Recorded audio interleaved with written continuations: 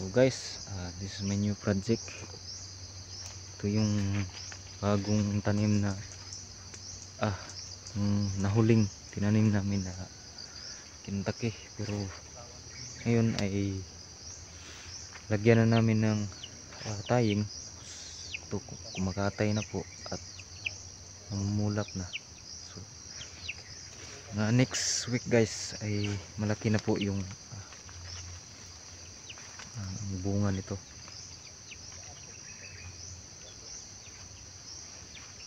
So mo din itanan guys.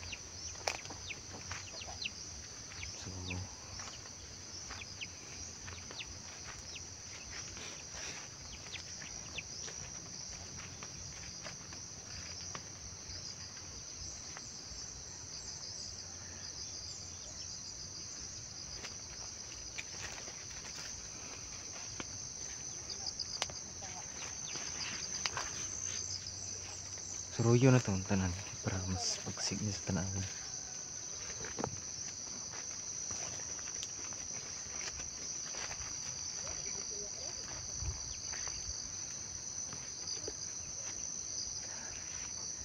So what's up guys?